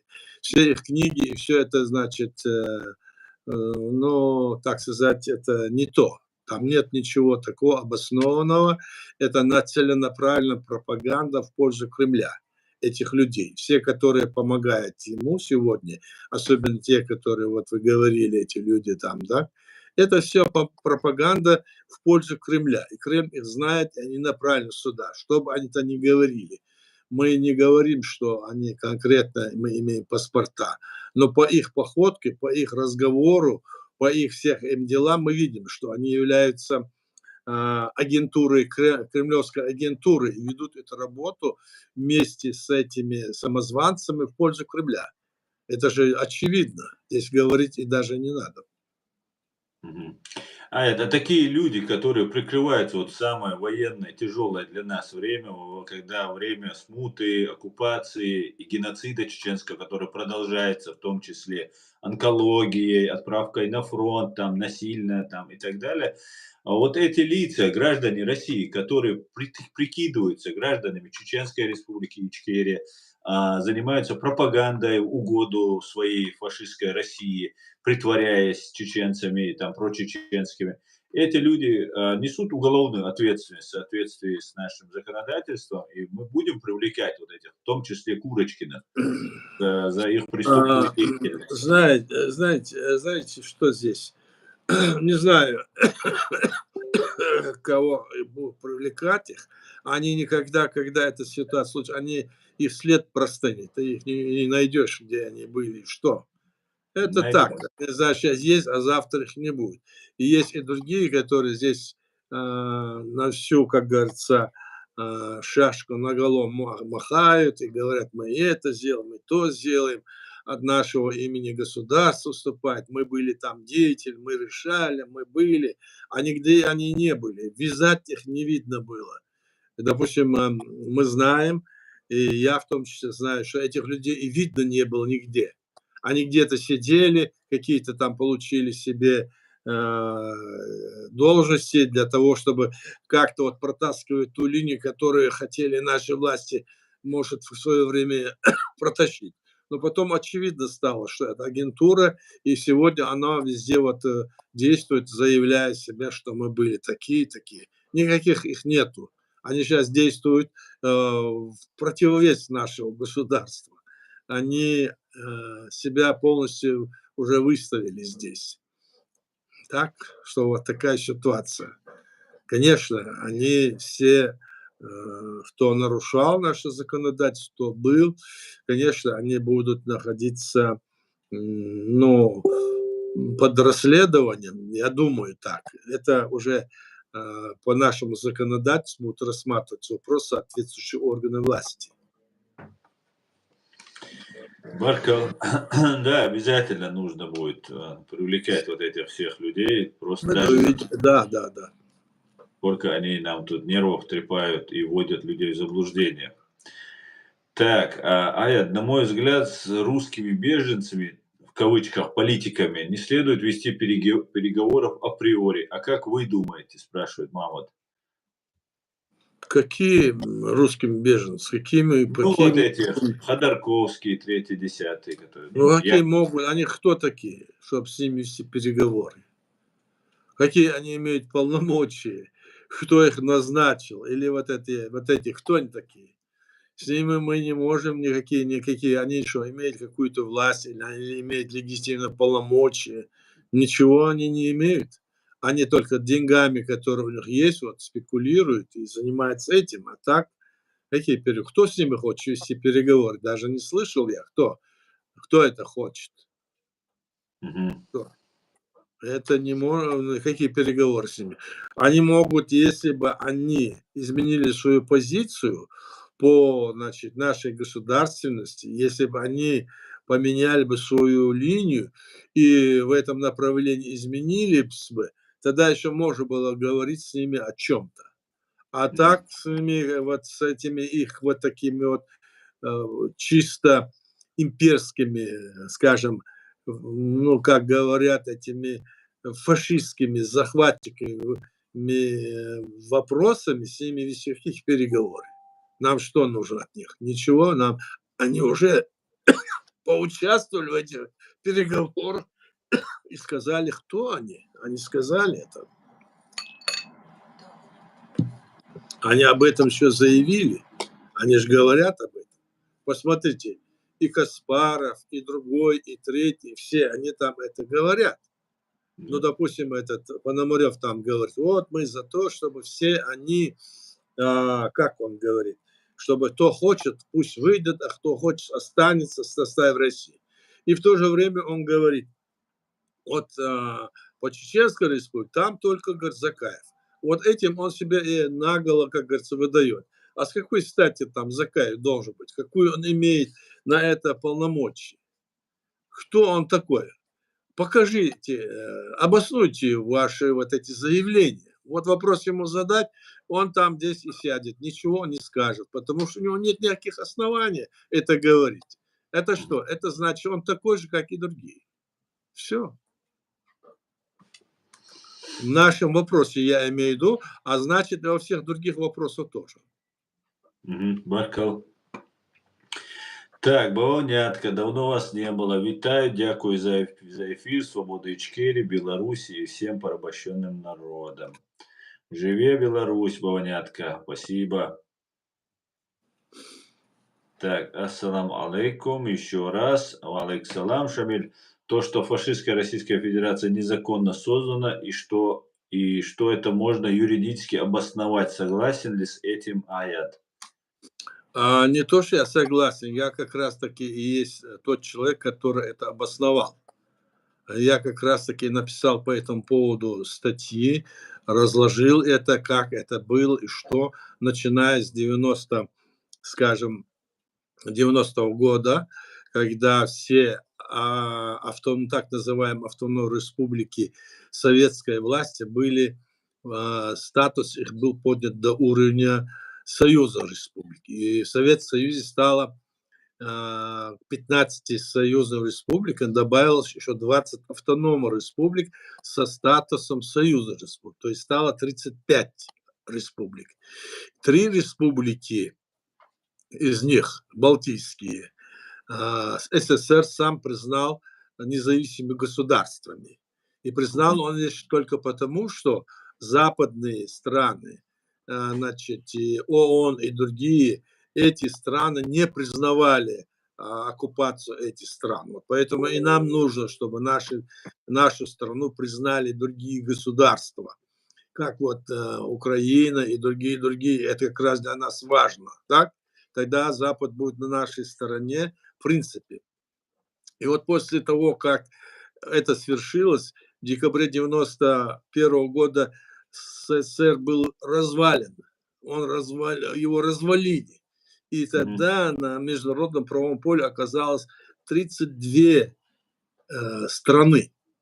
И эти вот народы, эти 32 республики, в том числе бывшие 12 союзных республик и 20 автономных республик, которые прежде были, но теперь уже как государства, которые имели равные права, как и все народы, потому что в международном праве нет градации автономные, союзы и другие. Это имперская градация. А в международном праве есть только вот нации и народы, которые вот так вот являются равными со всеми. Поэтому, находясь в международном правовом поле, мы, Чеченская республика, приняли свою конституцию, а остальные, вот скажем, я беру за РСФСР бывший, так, там было 16 союзных республик, наша одна республика уже объявила себя независимым государством, приняв все атрибутики и конституции,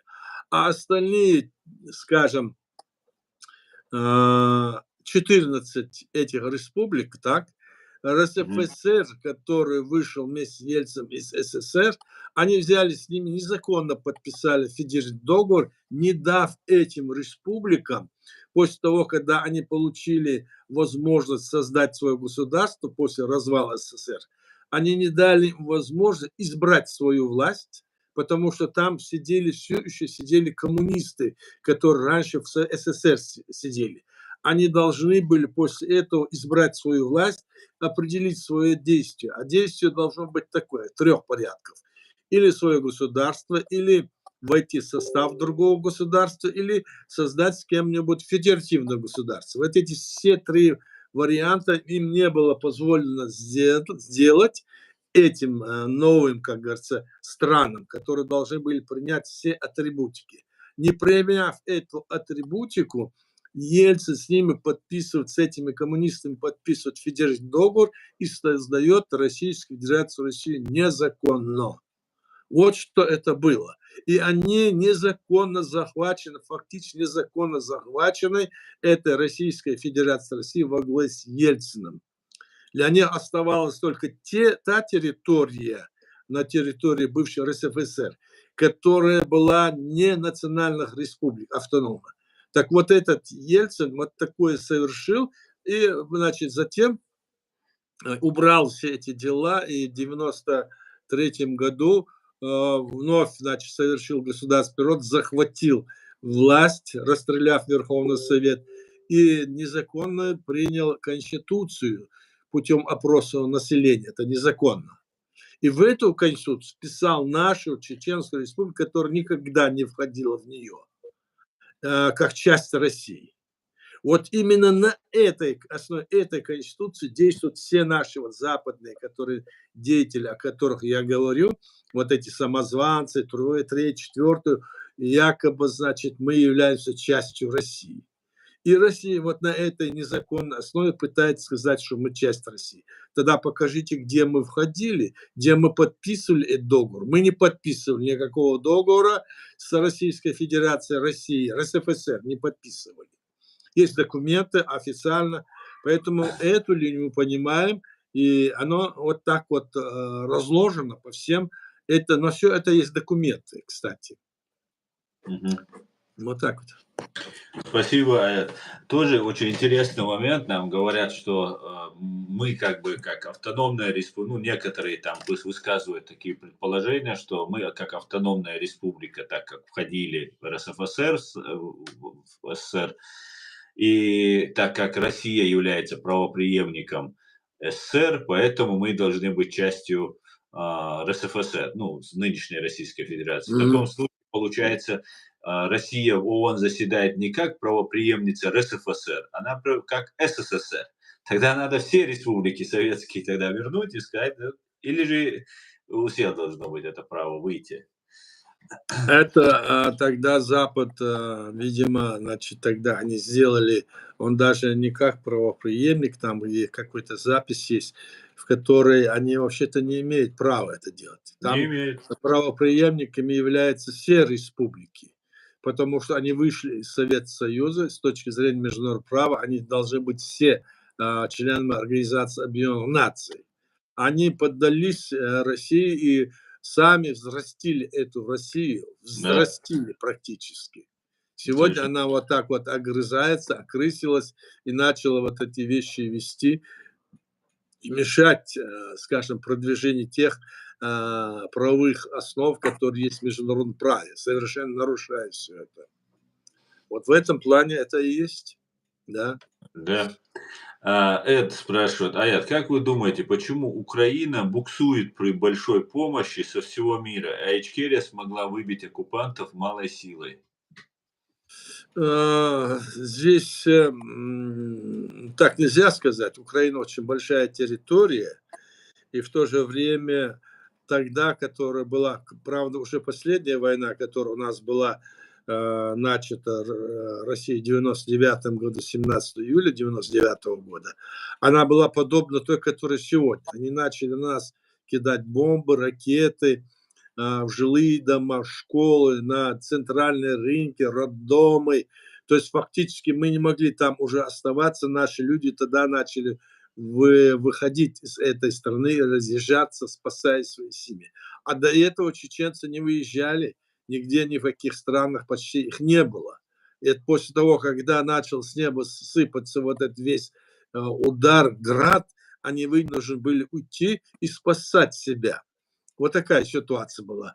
А Украина сегодня именно вот под этим напором, под этим градом находится постоянно.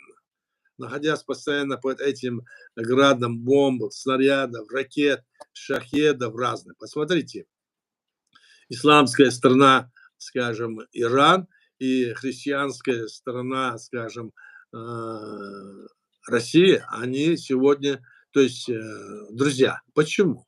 У них религиозность здесь никакой роли не играет. Мы должны это понимать. Эти обманы мы не должны, так сказать, обвестись на обман. Дело в том, что это диктаторские режимы. Главное для них диктаторство и сохранить власть там. И они хоть с дьяволом будут общаться, называя себя какой-то там любой религией. Разве вот этот поп Сиаровси, он разве религиозник? Нет, никакой он не религиозник и никогда и не был.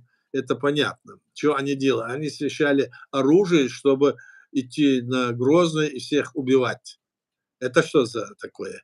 Это что за религия вот такая вот, понимаете? Вот такое дело. Баркал, Ливан, все кавказские государства должны понять, что нет цены нашей свободы без признания ЧРИ. Вива Ичкерия. Спасибо, Ливан. Спасибо большое.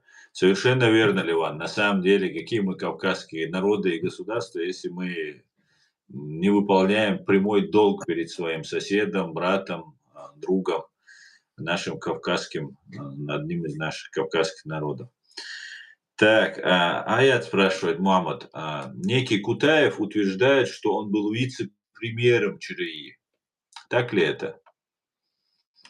Также, Аят, еще дополню Мухаммада вопрос. Этот деятель утверждает, что Степашин – это адекватный человек и что у него очень нормально с планкой там. Как вы считаете, кто такой Степашин и кто этот вообще деятель, этот Кутаев?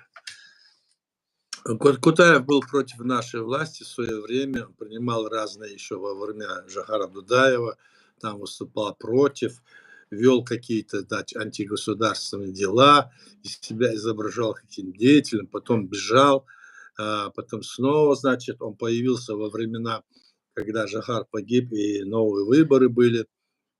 Он был приближен к власти, и, конечно, там тогда он был,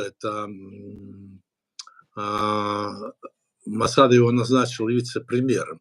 Правда, я не помню, парламент утверждал его или нет. И я никогда не видел, чтобы он где-то там что-то делал. Он все время был где-то в тени, где-то что-то делал. И сейчас вся та его деятельность, которую он возглавляет, вот эта ассоциация каких-то конфедерация народов Кавказа, ассоциация, это было потом понятно, разоблачено. Тогда возглавлял ее Шанибов, потом Сосламбеков. Это все были, значит, люди, которые были связаны со спецслужбами, как оказалось. Они выдвигали, да. И теперь он тоже эту работу ведет. Ему следовало, конечно, не заниматься этим, но я думаю, что ему никак нельзя не заниматься этим делом. Он отрабатывает то, что он делает, они отрабатывают. Они не потому, что сами хотят, они отрабатывают, они думают, что вот это все, что они делают, это у них пройдет.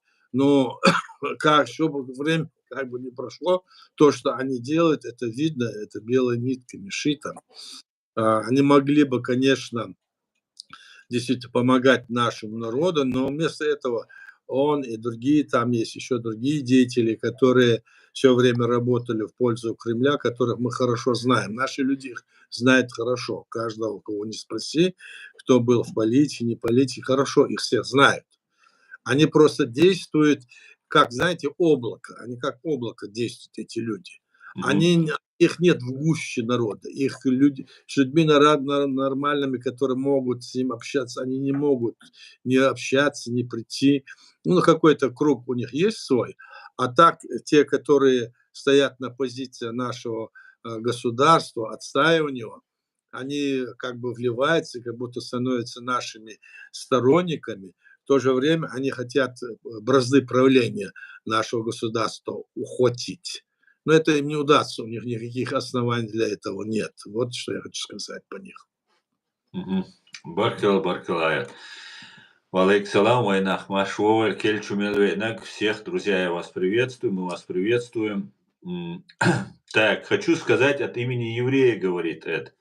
Ночью среди нас есть такие, как соловьиный помет. Их около 10%, а 90% мы знаем, что ночи наши люди и друзья.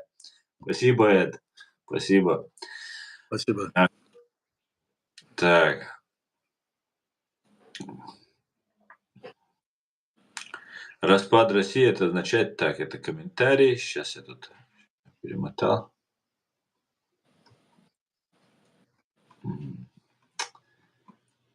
Набирали, много вопросов было.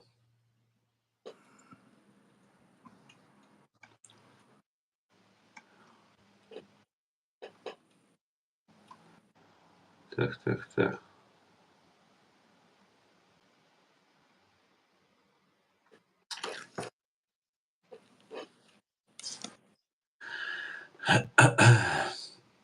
Так, все нашел, идем вниз.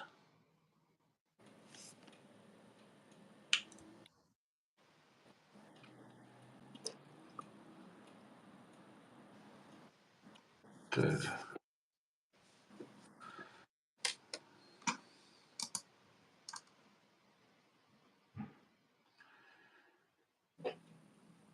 Так, Агат, как вы думаете, когда Ичкерия отделилась от СССР, почему Ингушетия осталась с фашистской Российской Федерацией? Ингушский народ такое решение не принимал. Это так называемая группа депутатов всех уровней приняла решение, что они отсоединятся. И во главе их стояли, ну, скажем, агентура России, которая была с прежних царских времен. До этого они это организовали. Наш руководитель, наш народ не стал с ними в этом смысле спорить, хотя при выборах президента, вот первого президента, должность вице-президента была обозначена в случае, если ингуши останутся, для них. Но они отсоединились, и тогда мы не стали говорить, чтобы, получается, мы хотели как бы свою независимость, свободу, а мы чеченцы, мы против этого. Мы не могли этого допустить, и поэтому согласились с ними. Но фактически я считаю, что этот народ, он является единым народом чеченским, как и другие ветви, которые от нас царская Россия и СССР пытались отсоединить, их несколько. Они наш народ хотят раздробить еще сейчас, там на горных, на плоскостных, на терских, на еще других, на третьих, на четвертых. Наш народ един, и поэтому, когда эти люди захотели это сделать, сейчас в этой ситуации мы не хотели, поэтому и получилось вот так, они отсоединились. Мы не стали этому препятствовать, вот по этой причине.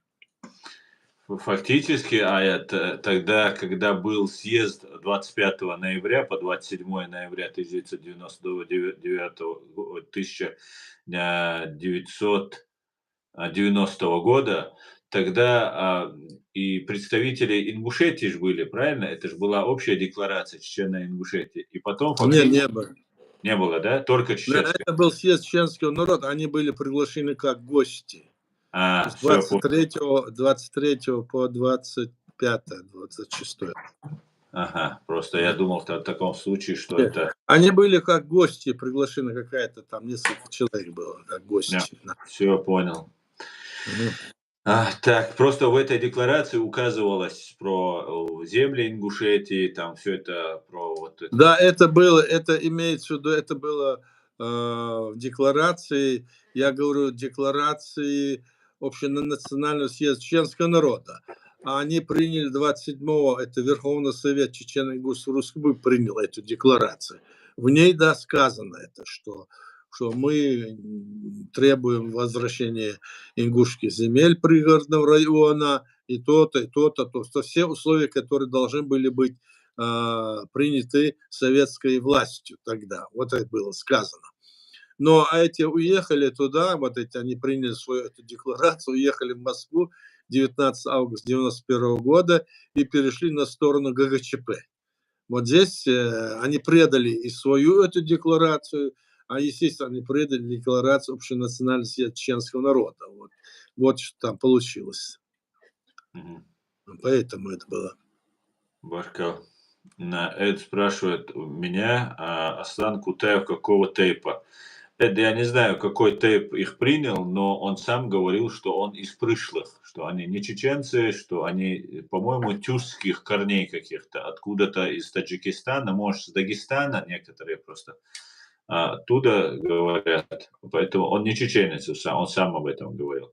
Сейчас он обчеченился, он уже, можно считать, чеченцем его, но тейпа у него нет. Ну, надо сказать вот про эти тейпы, да.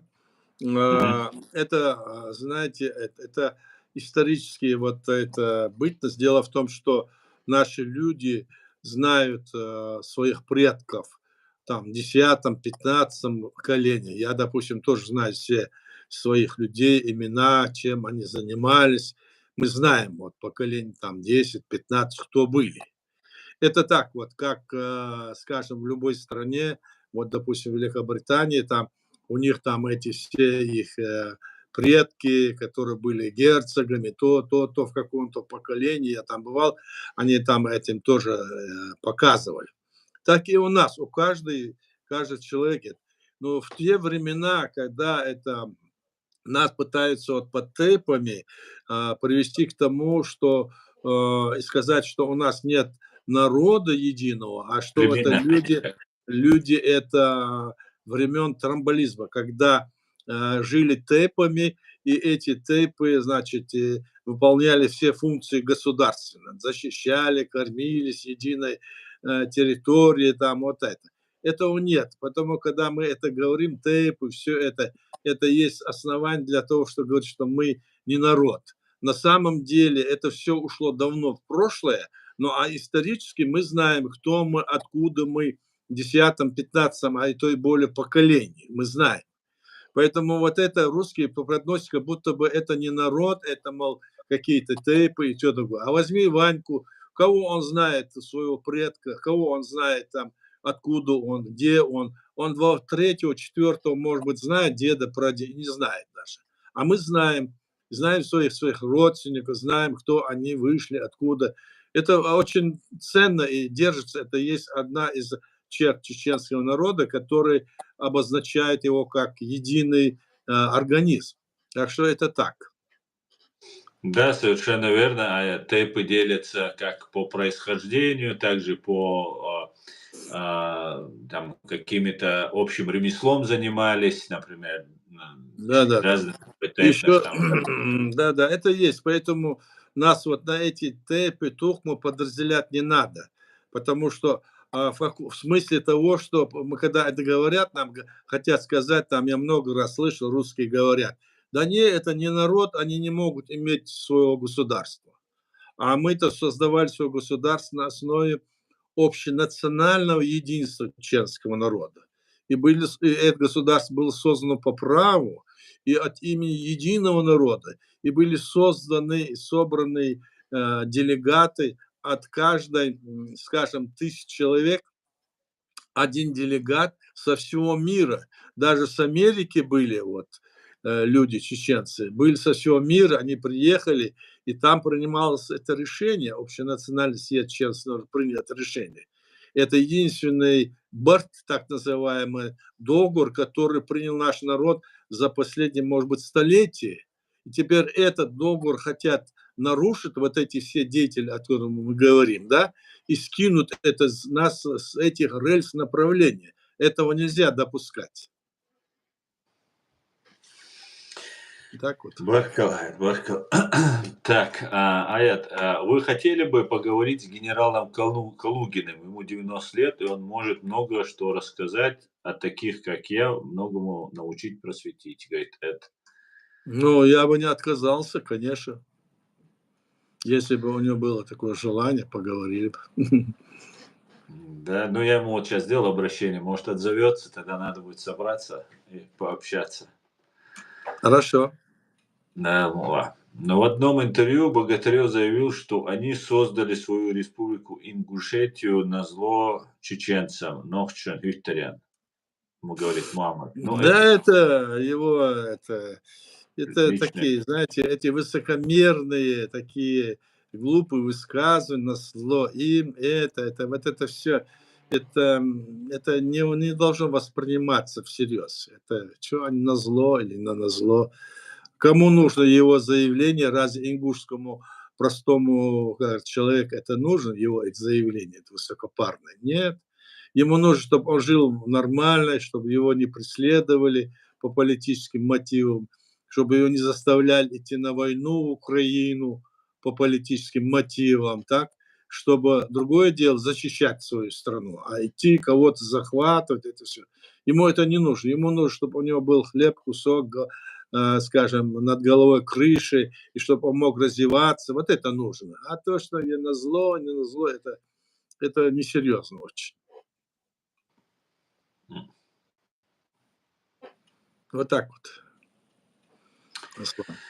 Так, не нужно путать национально-освободительную борьбу с религиозной. И все у вас получится, говорит Демьян Бедный. А Как вы у нас национальная освободительная борьба была, и мы национально освободительной борьбой создали свое государство. Вот. Наше национальное освободительное движение было, это Мехкел, это общенациональный съезд чеченского народа, и мы создали свое государство. Теперь говорить о национально-освободительном движении нам не надо. Мы говорим о деоккупация? национальном движении по деоккупации территории нашего государства. Это национальное освободительное движение для тех, кто является частью империи и хочет из нее выйти, подписав когда-то какие-то договоры или когда-то подписав, ну, каким-то образом попав под эту империю. Наша страна, которая создана нами, она создана на основе общенациональной единства нашего народа, и сейчас нас, значит, статус-кво 90-е годы, он говорит о национальном движении не следует, потому что мы свое государство создали в рамках современного международного права по всем его точкам, буквам.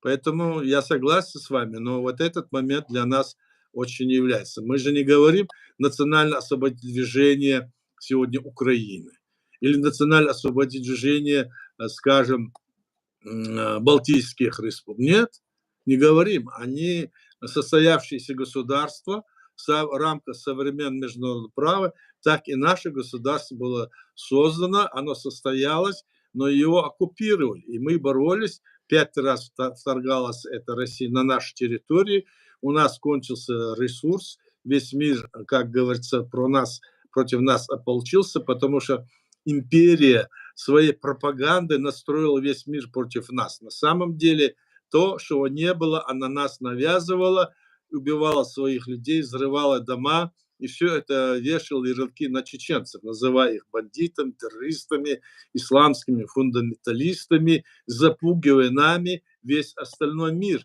И сегодня вот эту работу они продолжают на Западе и во всем мире. И мы против этого сегодня снова выступаем и говорим, это не должно быть. Баркалает. И сегодня уже почти 2 часа в эфире. И последний вопрос я бы хотел вам задать. Нам его задает Белла, зачитать точнее я, а задает его Белла. Как вы видите Кавказ в будущем? Ваши мысли, уважаемый Аят? Я вижу, собственно говоря, это уже давно известный, как говорится, план создания, значит, на Кавказе. Вот есть республики, которые есть на Кавказе, да? Это Азербайджан, Грузия, Армения, Чеченская республика и другие, если республики, скажем, Дагестан и другие соединятся в единое, сделать Кавказский дом. Но эти республики, которые могут быть, если они хотят, могут создать свои государства, могут создать, скажем, автономию, но на государственном уровне подписать единый как бы договор, в том числе и даже районы там, Ставрополя, Волгограда тогда планировалось. Если вот эти все территории соединить, объединить, то это будет очень мощное какое-то движение, объединение, и тогда на этих территориях мы будем жить мирно и, как говорится, единым фронтом, как конфедерация государств, как Европейский Союз. Вот что я имею в виду. И последний вопрос тогда, от Эда. Как вы думаете, кто и где арестует преступника Путина? Мы знаем, какая была судьба тем, кому выдан был арест Международным судом. Вот, Арестует ли его или ликвидирует? товарищ Эд, вот это секрет большой, я не скажу.